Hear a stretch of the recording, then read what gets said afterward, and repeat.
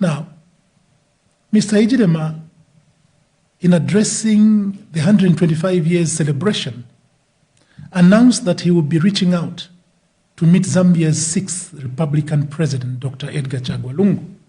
What's up? My name is Ken Dumbo, the MC with the sauce. Don't forget to subscribe to JQ. Good afternoon, all those that are joining us through social media. We are here for our leadership to make some statements.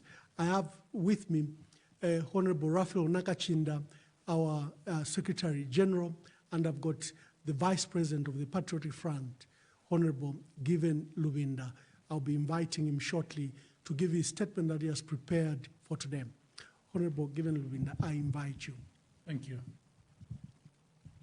Good afternoon, countrymen, countrywomen, and especially the youths of Zambia. I have to apologize that we have come to you at very short notice, but this is for a very good reason, and I shall be explaining a little later. However, allow me on behalf of the Patriotic Front to express our heartfelt condolences to the family of the former Chief Justice, Honorable Anel Silungwe, who passed away on 30th June 2024 and was put to rest today. In so doing, we also want to express our heartfelt condolences to our dear country. As all of us are aware, Honorable Silungwe enjoyed an illustrious career, locally and internationally. He will be remembered for his great contributions to the legal fraternity and the development of our country, and also of Namibia's jurisdiction. We join all Zambians in praying to God Almighty that the soul of the departed Anel Silungwe may rest in eternal peace.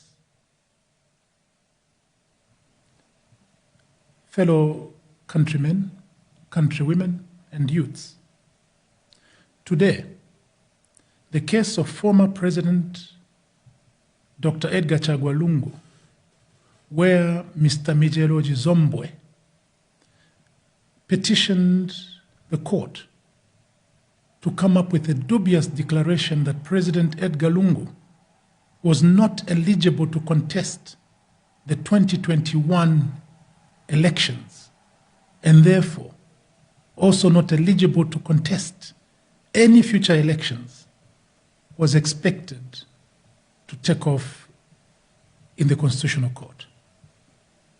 However, it is now public knowledge that the matter has been deferred to tomorrow, 9th July 2024. And this is because of the national mourning of Honorable Anel Silungwe. In so saying, I wish, on behalf of the party, to thank all those that turned up today for their support for President Edgar Lungu. I also wish to call upon all of us to turn up tomorrow for this very important court ruling. As many Zambians are aware, the matter before the court has already been dealt with by our courts on 4 different occasions. President Edgar Chagwa Lungu's lawyers argued before the Constitutional Court that it is the hallmark of every reliable judicial system to remain consistent. He told the country that he had information about people who were planning subversive activities at court. We wonder why he has not gone for those individuals that he says he knows, instead of curtailing the constitutional right of movement of the people and their liberty to attend court proceedings. Why is the executive jittery about this particular matter of the eligibility of President Edgar Chagwa Lungu? What will happen to the election results of the 2021 elections in the event that the court was to find that President Edgar Lungu was not eligible to contest those elections. By the way, why again is this government so jittery? This is by far not the only high-profile matter to grace our courts. There has been other high-profile matters in the past, some actually involving former presidents, and yet the public was not restrained from attending their court proceedings. How many times, by the way, did the then leader of the then opposition UPND, Mr. Hakainde Hichilema, appear in court with a multitude of supporters outside court, singing and themselves, it doesn't have to take the executive. This is what we are referring to as interference in other institutions of government. We now start to wonder whether the executive are already aware of the ruling of the court even before it is delivered. Are they aware? Are they fearing that people will celebrate? Or are they fearing that people will protest? Why is this jitter? Should we be made to wonder whether the judiciary is turning into what Parliament has become? An institution that is operating under the whims of the executive? Is that what Jack Mwimbu wants us to believe? We need answers to these questions, President Hakainde. There is no one else who can give us answers except you. Did you instruct your minister to give us the impression that you as the executive are now also interfering with the courts? We demand of you an answer, President Hakainde. Please clarify this. We also wish to express concern at another matter. And this is to do with all the matters surrounding the ruling delivered by the Constitutional Court regarding our 9 members of Parliament. Lest people continue to be misled, the Constitutional Court did not in any way pronounce itself on the expulsion of the 9 MPs, as is provided for at Article 72 of the Republican Constitution. Let me make it clear by saying the court did not nullify the seats. The court did not uphold the expulsion of those 9 members of Parliament. No. The courts did not make any such pronouncement. It is therefore without any legal justification to declare the seats vacant by Parliament. That action is a blatant erosion of democracy and is lawlessness of the highest order. I want to emphasize that the declaration of those seats as vacant by Parliament is a blatant act of erosion of democracy and is the worst form of lawlessness. This is therefore utter mischief by the Speaker of the National Assembly. We ought to remind ourselves that such an event occurred in the past. And the Speaker of the National Assembly was reminded by the Constitutional Court that Parliament has no jurisdiction over interpretation of the Constitution. And here Article 72 is being breached at the whims of individuals. Should Zambians stand by to see their constitution being bastardized in this fashion? Let me emphasize that it is totally unconstitutional, and it is actually an impeachable offense to nullify the seats of parliamentarians without following the due process of the law. No person in Zambia is above the Republican Constitution, and no institution is above the Republican Constitution. It is the duty of every Zambian to protect the Constitution. The Constitution demands of every citizen to protect it. All of you citizens are therefore called upon to stand up and rise and defend the Constitution of the Republic, failure of which will risk bringing anarchy into this country.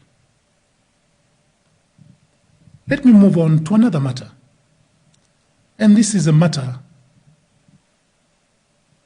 of concern, a matter of the statement made by President Hakainde Hichilema at the 125 years of existence of the Reformed Church in Zambia. And by the way, on behalf of the Patriotic Front, I would like to commend and congratulate the Reformed Church in Zambia for being shepherds on behalf of Jesus Christ over the last 125 years. Yours has been a mission, and it's a continuing mission to be the salt of the earth. And we wish you another 125 years of success. Now, Mr. Hichilema, in addressing the 125 years celebration, announced that he would be reaching out to meet Zambia's sixth Republican president, Dr. Edgar Chagwa Lungu. This obviously was in response to him being implored to do so by the church. It did not come as a voluntary statement. No. No. It had to come only after the church suggested to him that there is value in him meeting his predecessor. Now, many Zambians have been frustrated by Mr. Hichilema's inability to meet his predecessor over the last 3 years. For the church, it was an act of urgency that over the last 3 years, President Hakainde Hichilema has not had the opportunity, has not given himself the opportunity to meet with his predecessor. It certainly did not have to take the clergy to request him to dialogue with his former president. No. No. It is only decency that dictates that when you assume an office that was held by somebody before you, you confer with them. It's only a matter of decency. However, as far as we know, Mr. Hakainde Hichilema, this pronouncement was meant for nothing but window dressing and gallery. And we say this because we know of many other hypocritical pronouncements that Mr. Hakainde Hichilema has made in the past. And this falls squarely in similar pronouncements. Now, as he confronts this, as some of our leaders have been asking, where is the $6 billion that you have borrowed over the last 3 years? Where has it gone? Yes, we can demonstrate where debt that was incurred in the past went to.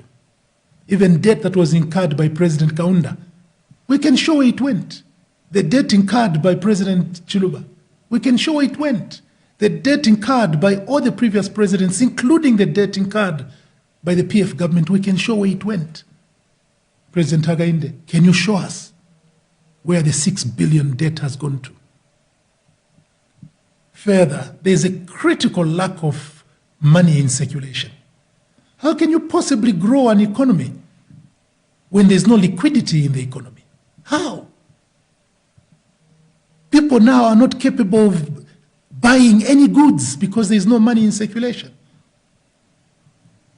How can you possibly expect people to invest when there's no liquidity, when there's no capital in the market? Number 3, never in the history of Zambia has there been this great food insecurity, where now more than 6.8 million Zambians are facing starvation. And don't blame this on the weather. No. I wish to borrow the words of Hakainde Hichilema. If a desert such as Dubai can feed its people, a desert, Dubai, can feed its people, what is lacking? It is not water, it is lack of leadership. Indeed, the food insecurity in Zambia is due to the poor agricultural policies of the UPND government. The poor economic analysis which led to the export of the National Strategic Maize Reserves. And give us a break. Starvation is not biblical. No, don't abuse the Bible in that fashion. Read that chapter again. Read it and read it properly. In case you don't understand it, please invite qualified clergy to come and explain it to you. The 7 years of plenty was God's way of showing that when he chooses leaders, he chooses them well. And when he chooses good leaders, those leaders prepare for hard times. This is the reason why Edgar Chagwa Lungu made sure that there was more than 1.5 million metric tons in storage, because he knew, like Joseph in the Bible, he knew that there were harder times to come.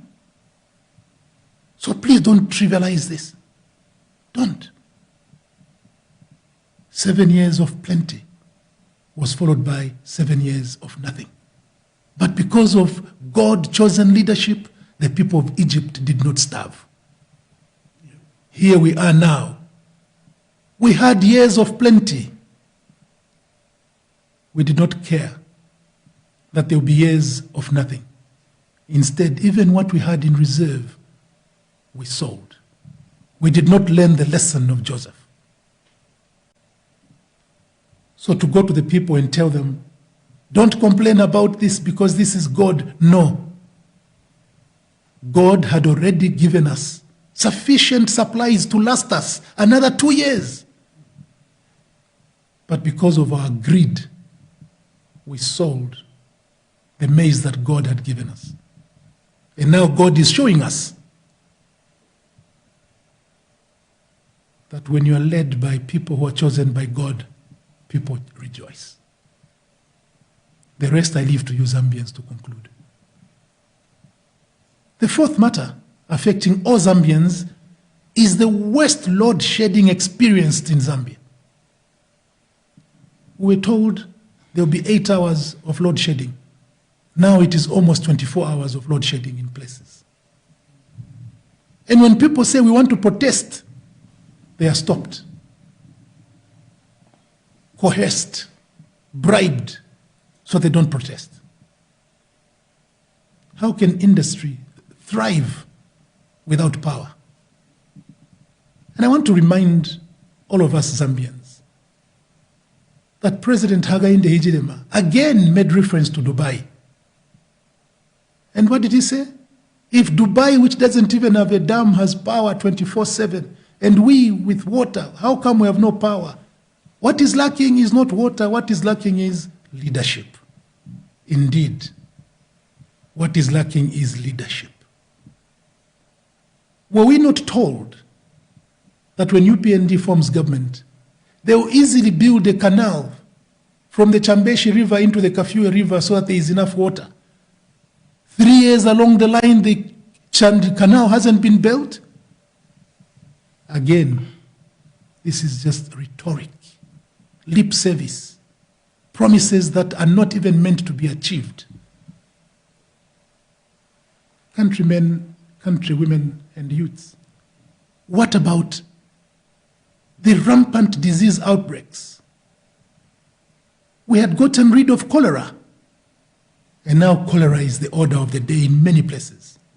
Now there is even anthrax, typhoid, dysentery, and even syphilis. Syphilis, which the whole world had gotten rid of, it has come back. Who has brought it? Why has it come? And why at a time like now?